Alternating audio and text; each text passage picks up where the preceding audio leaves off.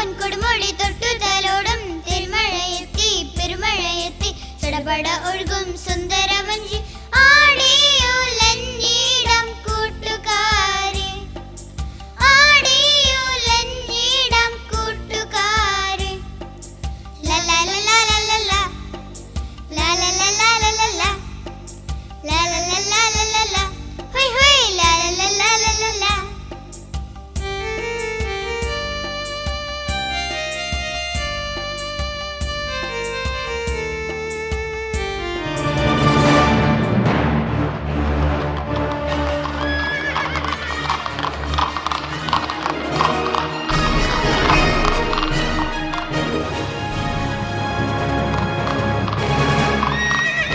കുഞ്ഞുമക്കളെ, നിങ്ങൾ ഭവനത്തിലേക്ക് ഓടി രക്ഷപ്പെടൂ.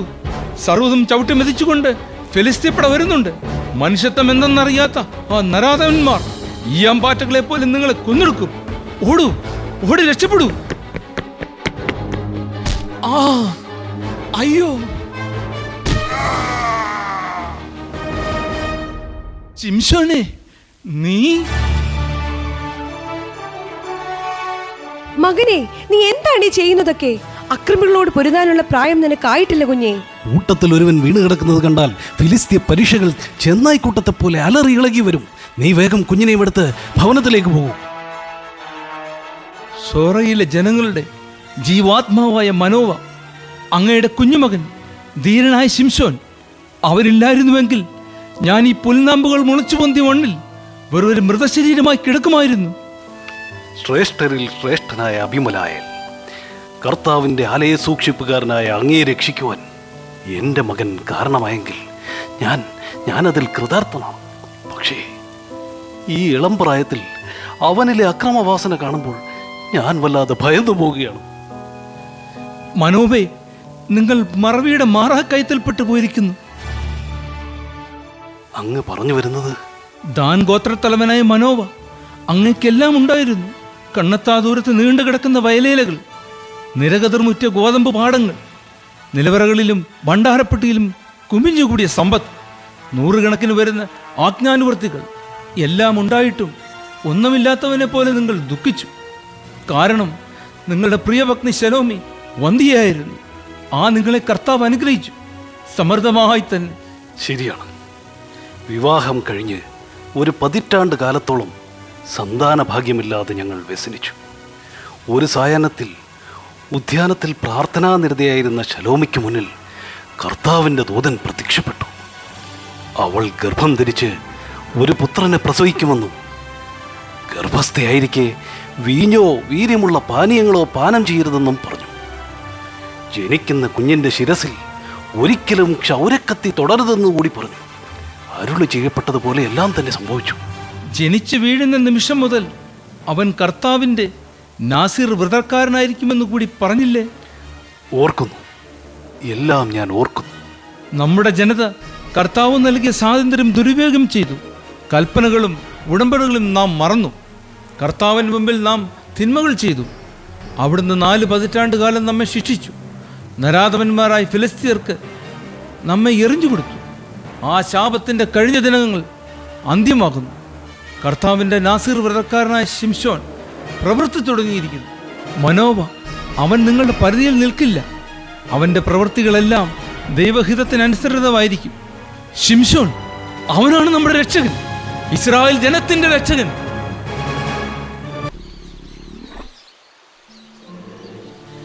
വാർദ്ധക്യകാലത്തെ യാത്ര തീർത്തും ദുഷ്കരം തന്നെ. മനസ്സെത്തുന്നിടത്ത് ശരീരം എത്തുന്നില്ല. യൗവനകാലത്ത് ഞാൻ ഈ കാടും മേടുമെല്ലാം അനായാസമായി കടന്നു പോകുമായിരുന്നു. വല്ലാത്ത അഹമ്മതി തന്നെ. സോറായിലും എസ്തേവാലിലുമൊക്കെ എത്രയോ കുലീനങ്ങളായ സുന്ദരി പെൺകിടാവുകൾ അവന്റെ ജീവിത സഖിയാകുവാൻ മോഹിച്ചവരാണ്. പക്ഷെ അവന്റെ പ്രണയമോഹങ്ങൾ ഫിലിസ്തീ ദേശമായ തിമ്നാനിൽ എത്തി നിൽക്കുമെന്ന് നാം അറിഞ്ഞുവോ? പ്രണയത്തിന് ദേശത്തിന്റെ അതിർവരമ്പുകളില്ല. ശത്രുവെന്നോ മിത്രമെന്നോ ഉള്ള വകഭേദങ്ങളില്ല. പർവ്വതനിരകളിൽ നിന്ന് പൊട്ടി ഒലിച്ചു വരുന്ന ഒരു നദി പോലെയാണത്. നിർവിഘ്നം അത് ലക്ഷ്യസ്ഥാനത്തേക്ക് ഒഴുകിക്കൊണ്ടേയിരിക്കും. എന്നാലും എനിക്കതങ്ങോട്ട് പൂർണ്ണമായി ഉൾക്കൊള്ളുവാൻ കഴിയുന്നില്ല. നമ്മുടെ ജനതയെ കൊന്നൊടുക്കുന്ന ഫിലിസ്തീയരുടെ ഇടയിൽ നിന്ന് ഒരു വധുവിനെ അവൻ കണ്ടെത്തിയിരിക്കുന്നു. ഇതെങ്ങനെ സഹിക്കും ഞാൻ? ശലോമി, വാർദ്ധക്യത്തിന്റെ ജരാനരകൾ ബാധിച്ചവരാണ് നമ്മൾ. പക്ഷേ ഓർമ്മ അത് സ്ഫടികപാത്രം പോലെ വിളക്കി മിനുസമുള്ളതാക്കി മാറ്റണം. നമ്മുടെ മകൻ ശിംശോൻ കർത്താവിൻ്റെ നാസീർ വ്രതക്കാരനാണെന്ന് നാം മറന്നുകൂടാ. അവൻ്റെ ഓരോ പ്രവൃത്തിക്ക് പിന്നിലും കർത്താവിന് ഓരോ ലക്ഷ്യങ്ങളുണ്ട്. അതിന് വഴിയൊരുക്കുക എന്നത് മാത്രമാണ് നമ്മുടെ ദൗത്യം. മണവാളന്റെ മനസാക്ഷി സൂക്ഷിപ്പുകാരെത്തിയല്ലോ. എവിടെ അവൻ? സോറായിലെ സൂര്യൻ ശിംശോൻ. ഉൾക്കാട്ടിലെ തെളിനീർ പൊയ്കയിൽ നീരാടി ഇറങ്ങവേ പൊന്നിന്റെ നിറമുള്ള ഒരു പേടമാനെ കണ്ടു. തുള്ളിച്ചാടി ഓടുന്ന അതിന്റെ പിന്നാലെ പായിക്കുകയാണവൻ. പരിചാരകർ അതാ വിശ്രമം കഴിഞ്ഞ് കാത്തു നിൽക്കുന്നു. ഇനിയും അമാന്തിക്കേണ്ടെന്ന് ശിംശോനോട് പറയൂ. ഞങ്ങൾ യാത്ര തുടരുന്നു. അതാ അങ്ങ് വിദൂരത്ത് കാണുന്ന കുന്നിൻ ചെരുവ് കഴിഞ്ഞാൽ സെൽഫിയ താഴ്വര. അതിനപ്പുറമുള്ള പാലരുവി മുറിച്ചു കടന്നാൽ തിമ്നാനെ എത്തി. നടന്നോളൂ, ഞങ്ങൾ പിന്നാലെയുണ്ട്. ശിംശോൻ, സോറയിലെ സൂര്യൻ ശിംശോൻ, തിരികെ വരൂ. ഹോയ് ശിംശോൻ!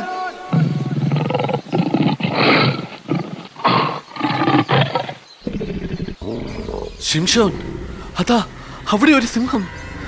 നിന്നെ തേടിപ്പോയ ഗിദെയോൻ സിംഹത്തിന് മുന്നിൽ പെട്ടു. അവനെ ഇനി നോക്കണ്ട. പോകരുത്.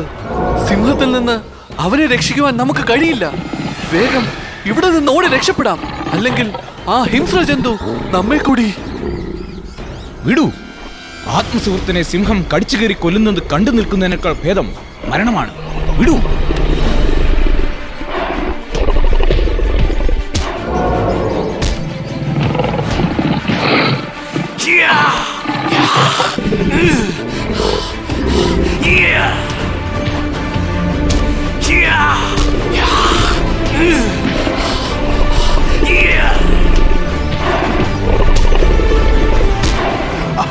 അബ്ദോൻ, ശിംശോൻ അതാ സിംഹവുമായി പോരടിക്കുന്നു.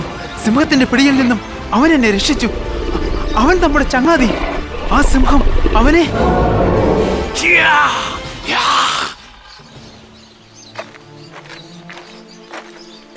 ശിംശോൻ, ആ സിംഹത്തെ നീ കടിച്ചു കീറാൻ ഓടിയെടുത്തപ്പോൾ കഴുത്തിൽ ചുറ്റിപ്പിടിച്ച് വാകീറി ചുഴറ്റിയടിച്ചു കൊന്നു. മൃഗരാജന്റെ ജഡം ആ നാരകത്തിന്റെ ചൂട്ടിലെ പാറയ്ക്കടയിൽ ഒളിപ്പിച്ചു. തിരികെ ഈ വഴി വരുമ്പോൾ നരഭോജിയുടെ അസ്ഥിപഞ്ചരം ഒന്ന് കൺകുളിർക്കെ കാണണം. വരൂ, നമുക്ക് പുറപ്പെടാം. ഇനിയും വൈകിയാൽ സിംഹത്തെ കൊന്നവന്റെ പെണ്ണിനെ ഏതെങ്കിലും കാട്ടുപൂച്ച വന്ന് കൊണ്ടുപോയാലോ?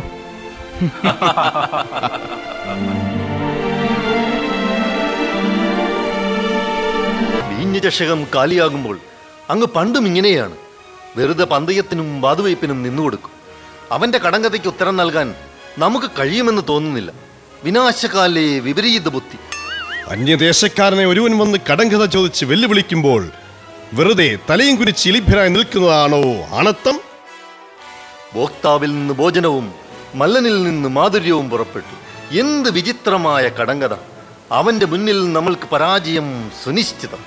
നമ്മൾ നൽകേണ്ടി വരുന്നത് 30 ചണവസ്ത്രങ്ങളും അത്രത്തോളം വിശേഷ വസ്ത്രങ്ങളും.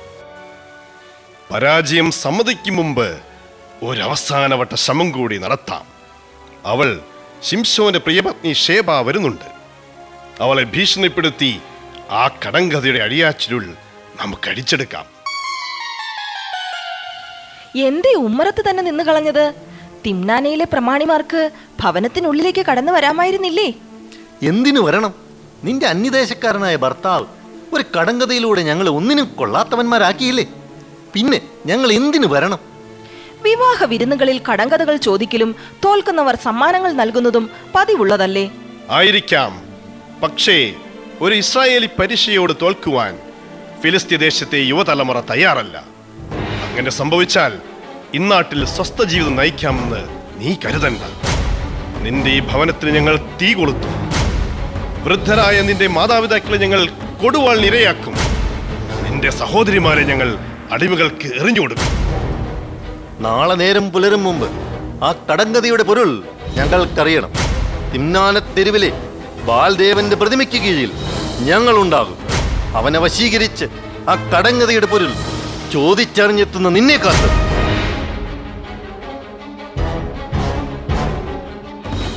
എന്റെ പ്രിയതമ ഷേബ, നിനക്കിതെന്തു പറ്റി?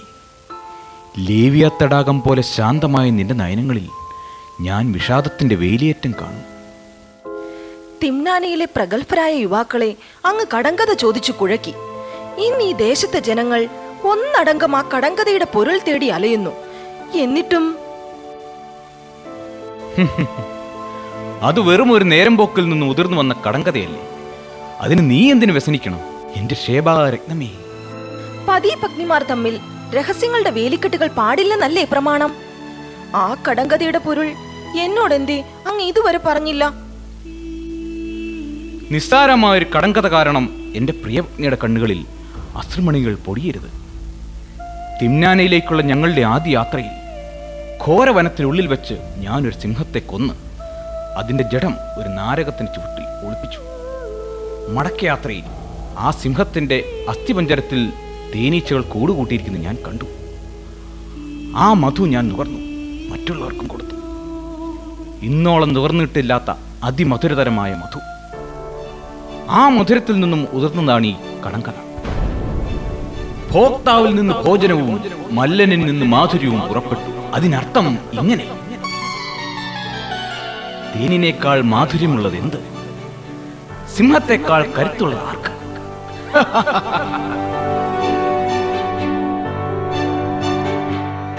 എന്റെ പ്രിയപ്പെട്ട ശിംശോൻ, ഞാൻ അങ്ങയെ സ്നേഹിക്കുന്നു, എന്റെ പ്രാണന് തുല്യം.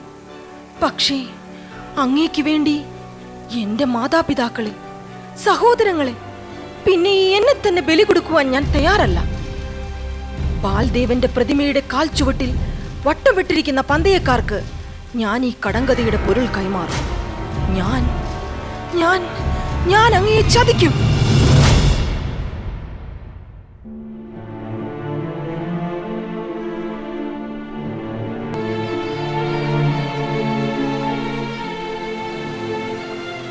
ഇരിപ്പും ഭാവവും ഒക്കെ കണ്ടാൽ നീയാണ് അവരെ എല്ലാം അടിച്ച് നിലംപരിശാക്കിയെന്ന് തോന്നുമല്ലോ.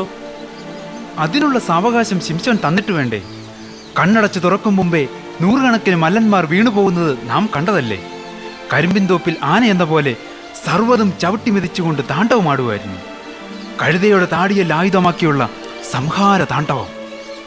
ശിംശോൻ എന്ന ഒറ്റയാനെ ഉന്മൂലനം ചെയ്യുവാൻ ഫിലിസ്ത്യർ ഒളിഞ്ഞും തെളിഞ്ഞും ശ്രമിക്കുന്നു. ഫലമോ കുമിഞ്ഞുകൂടുന്ന ശവക്കുമ്പാരങ്ങൾ. നമ്മുടെ ജനതയെ നിഷ്കരുണം ചവിട്ടി മെതിച്ചതിന് കർത്താവ് അവനിലൂടെ പ്രതികാരം ചെയ്യുകയാണ്. എല്ലാത്തിനും കാരണക്കാരി അവളാണ്. കടങ്കഥയുടെ രഹസ്യം പന്തയക്കാർക്ക് കൈമാറി ശിംശോനെ ചതിച്ച ഷേബ. അതിനവൾക്ക് വേണ്ടതുപോലെ കിട്ടി. മണവാളത്തോഴനായി വന്ന കൂനനായ അടിമയ്ക്ക് അവളെ അവൻ എറിഞ്ഞുകൊടുത്തു. 30 ഫെലിസ്ത്യ പോരാളികളെ കൊന്ന് അവരുടെ ചണവസ്ത്രങ്ങൾ പന്തയക്കാർക്ക് കൈമാറി. അന്ന് തൊട്ട് ഇന്ന് വരെ അവർ ഒളിഞ്ഞും തെളിഞ്ഞും ആക്രമിക്കുന്നു. ഒരാൾ പോലും ബാക്കിയില്ലാതെ എല്ലാവരും നിലംപരിശായി. ചവറുകൂനയിൽ നിന്ന് കിട്ടിയ കഴുതയുടെ താടിയല് ഇങ്ങനെ ഉപകരിക്കുമെന്ന് കരുതിയില്ല. വല്ലാത്ത പരവേശം. കടുത്ത വേനലിൽ ഈ താഴ്വര ആകമാനം വറ്റിവിട്ടുണ്ട് പോയിരിക്കുന്നു. തൊണ്ട നനയ്ക്കാൻ ഒരിറ്റ് ദാഹജലം പോലും എങ്ങുമില്ല. എന്റെ കർത്താവേ, ആയിരങ്ങളെ നിലംപരിശാക്കി ഞാനിതാ ദാഹജലം ലഭിക്കാതെ മരിക്കാൻ പോകുന്നു.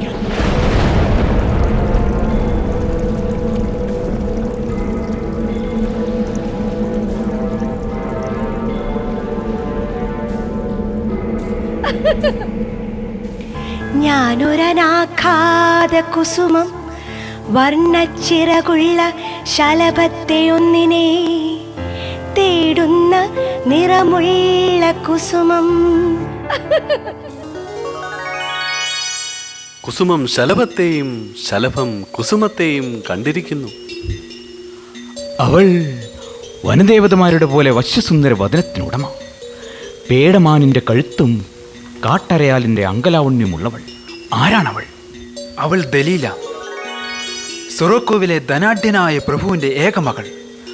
കരിനീല കണ്ണുകളിൽ കനകാംബരം ഒളിപ്പിച്ചു വച്ചിരിക്കുന്നവൾ. ഫെലിസ്ത്യ യുവാക്കളുടെ ഉറക്കം കെടുത്തുന്ന കന്യക.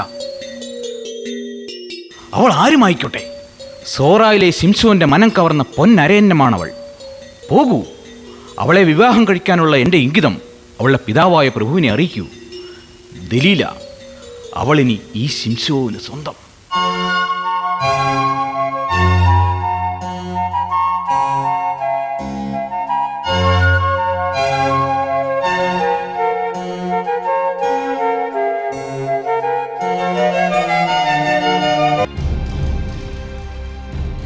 മകളെ ദലീല, നിന്റെ വിചാര വികാരങ്ങൾ എനിക്ക് മനസ്സിലാകാഞ്ഞിട്ടല്ല.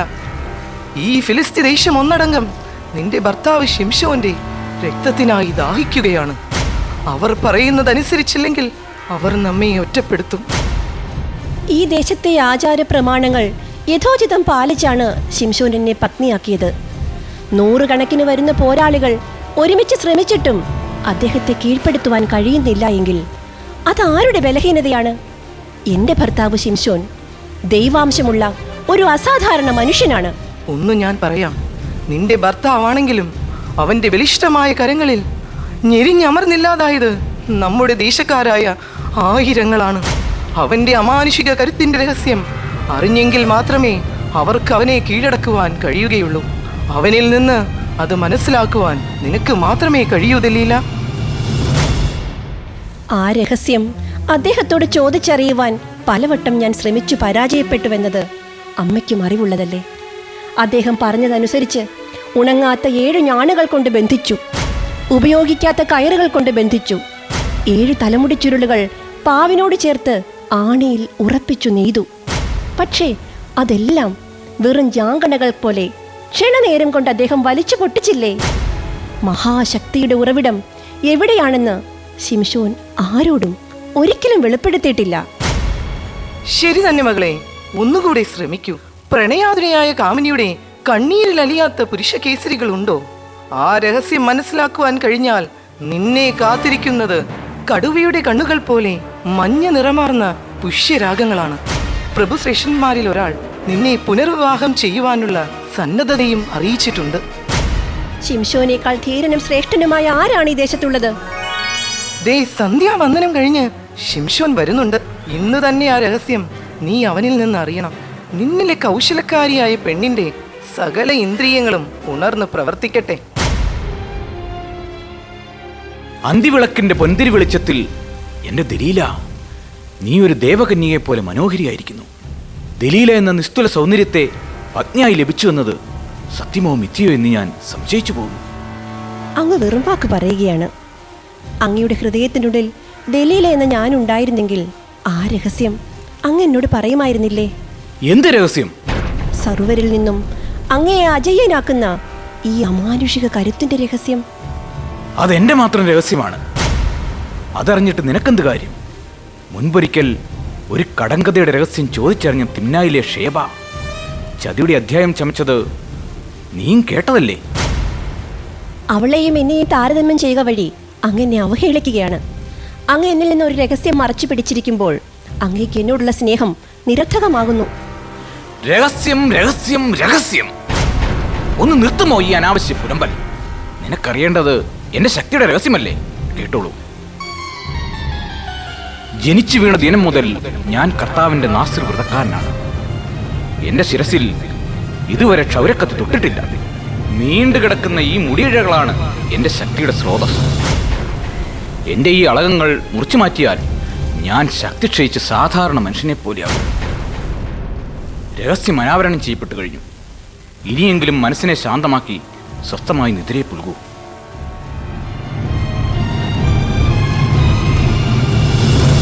ഞാൻ പ്രതീക്ഷിച്ചതിലും വേഗത്തിൽ നീ അത് മനസ്സിലാക്കി. ഇതറിയുമ്പോൾ ഫിലിസ്തീൻ ദേശത്തെ ഭരണാധിപനും പ്രമുഖന്മാരും സ്വയം മറന്ന് ആഹ്ലാദിക്കും. ഒട്ടും അമാദിക്കാതെ ഈ അമൂല്യ രഹസ്യം അവരുടെ കാതുകളിൽ എത്തിക്കണം. നാളെ നേരം പുലരുമ്പോൾ എൻ്റെ മകൾ ദലീല ഈ നാടിൻ്റെ നായികയാവും.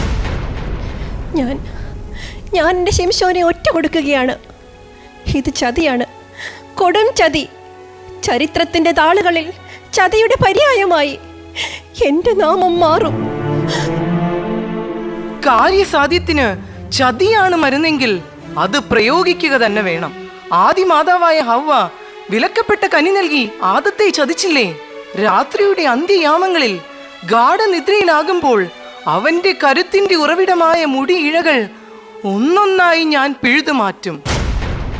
ഒരു കുഞ്ഞാടിനെ പോലെ അവൻ ബലഹീനനാകും. അർക്കനുദിക്ക് മുമ്പ് ഫിലിസ്ത്യ പോരാളികളെത്തി അവനെ കീഴടക്കും.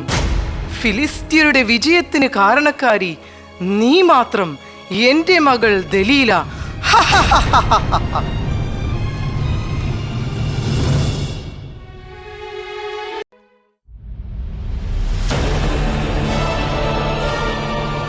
ദേവാദിദേവനായ ദാഗോന്റെ പ്രീതിക്കായി നടത്തുന്ന ഈ ആണ്ട് മഹോത്സവത്തിന് ഇന്നോളം ഇത്ര വലിയ പുരുഷാരത്തെ നാം കണ്ടിട്ടില്ല.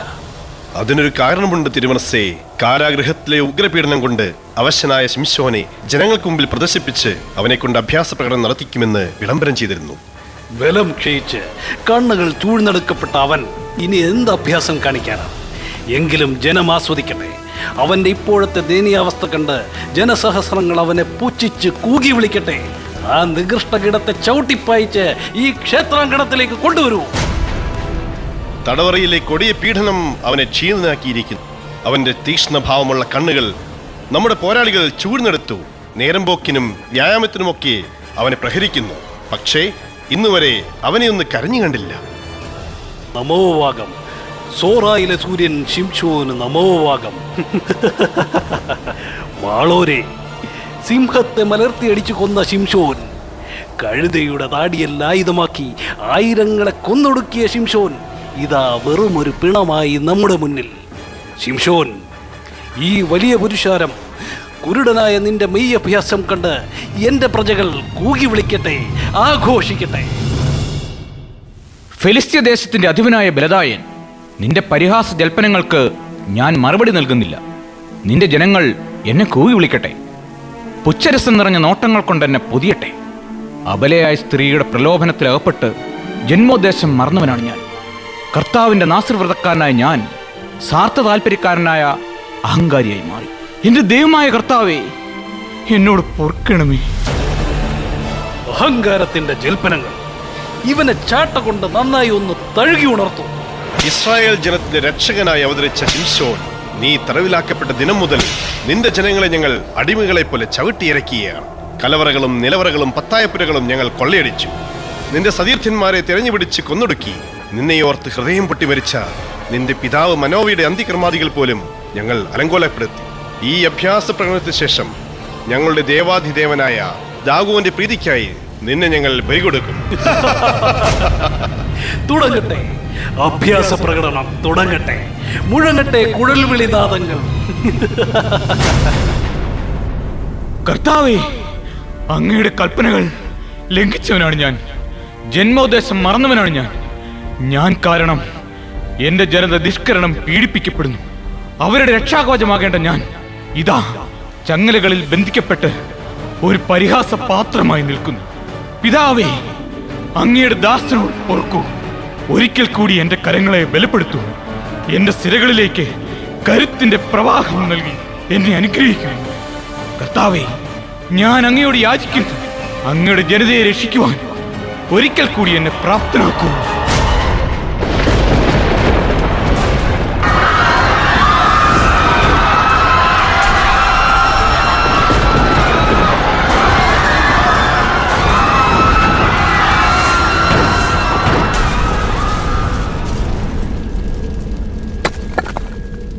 കർത്താവേ, അവിടുന്ന് എന്റെ പ്രാർത്ഥന കേട്ടു. അങ്ങ് എനിക്ക് കരുത്ത് നൽകി. 10,000 ഈ പാറക്കെട്ടുകൾക്കിടയിൽ ഞെരിഞ്ഞമർന്നു. അവരോടൊപ്പം ഈ ഞാൻ മരിക്കട്ടെ. പിതാക്കന്മാരുടെ ദൈവമായ കർത്താവേ, അവിടുത്തേക്ക് മഹത്വം.